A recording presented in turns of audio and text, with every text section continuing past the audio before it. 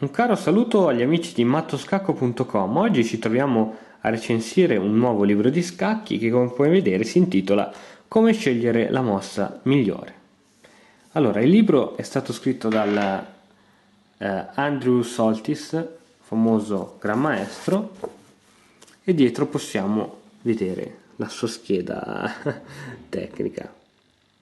È un grande maestro che è nato e residente a New York, col suo attivo in un gran numero di libri di successo che coprono praticamente tutti gli aspetti del gioco. A me piace veramente moltissimo questo autore. Allora, il libro, se non mi sbaglio, costa sulla quarantina d'euro, ma è veramente un gran bel libro. Veramente tratta qualsiasi cosa. Già un titolo del genere è veramente formidabile. Vediamo nel preciso i capitoli. A te la mossa. Indizi per scegliere le mosse candidate, reagire alla mossa dell'avversario, quante mosse in avanti bisogna analizzare, alberi, sindrome della dama e casi peggiori, valutazione e aspettative di successo, i 4 schemi di analisi, confronto con la realtà, messa a punto delle varianti, la giusta dose di rischio, attenzione all'orologio e indice dei giocatori. In pratica ognuno di questi capitoli, per un totale di circa 300 pagine, ma saranno anche di più, 300 pagine, troviamo numerosi esempi con le mosse e spiegazioni.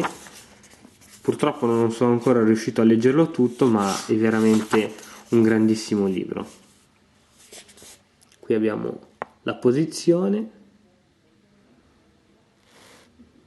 abbiamo tutti i commenti e quindi veramente per ogni capitolo ci sono almeno una dozzina di esempi che puoi leggere veramente tutti, ed è un grandissimo libro che te lo consiglio, fa capire veramente moltissime cose e ti consiglio di leggere ognuno di questi esempi perché in ognuno di questi trovi sempre qualcosa di incredibile. Poi ovviamente all'interno trovi sempre dei sottocapitoli,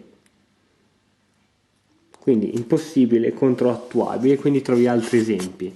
Veramente un grande libro, anzi te ne consiglio l'acquisto. Anche qui l'attuabile contro la migliore, e qui segue la spiegazione, dopodiché gli esempi, le mosse d'attesa e i vari esempi. Anche qui niente, gran bel libro, te ne consiglio l'acquisto.